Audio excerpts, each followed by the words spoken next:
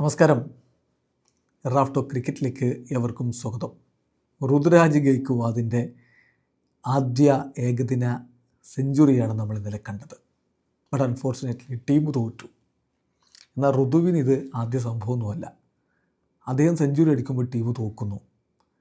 ഈ ഒരു സംഭവം, ഈ ഒരു എന്താ പറയുക, ഇതിന് നമ്മൾ കേസ് എന്നോ ഏത് രൂപത്തിലാണ് വിളിക്കാൻ പറ്റുമെന്ന് എനിക്കറിയില്ല. അത് ജിങ്സ് എന്നോ ഒക്കെ പറയാം. അത് ഏകദിനത്തിൽ കണ്ടു, T20 നേരത്തെ കണ്ടു, IPL കണ്ടു. നോക്കാം നമുക്ക് എന്തൊക്കെയാണ് സംഭവിച്ചത്. അദ്ദേഹത്തിൻ്റെ ഒരേ ഒരു T20 100 വന്നത് ഗുവാഹട്ടിയിൽ വെച്ച് ഓസ്ട്രേലിയക്കെതിരെയാണ്.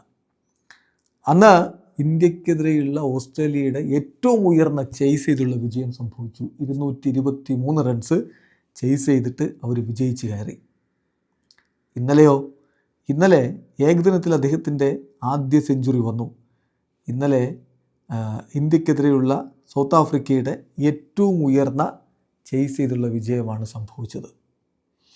ഇനി CSKയ്ക്ക് വേണ്ടി 10 IPL സെഞ്ചുറികളുണ്ട് മൊത്തം. അതിൽ 2 IPL സെഞ്ചുറികൾ മാത്രമാണ് തോൽവിയിലേക്ക് പോയത്. അത് രണ്ടും ഋതുരാജ് ഗെയ്ക്വാദിൻ്റേതായിരുന്നു. എന്ന് പറഞ്ഞാൽ ഇന്നലെ സംഭവിച്ചു നോക്കിയ highest chase ever versus India in T20 by Australia. Ruturaj Gaikwad അദ്ദേഹത്തിൻ്റെ മെയ്ഡൻ T20 സെഞ്ചുറി നേടിയിട്ടുണ്ടായിരുന്നു. ഗുവാഹട്ടിയിൽ 2023 സംഭവിച്ചത്.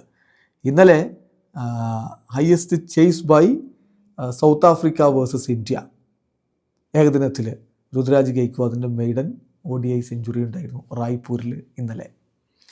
അതോടൊപ്പം തന്നെ ഇത് കൂടാതെ തന്നെ നമ്മൾ നോക്കണം, അദ്ദേഹത്തിൻ്റെ IPL centuries coming in low scores as well.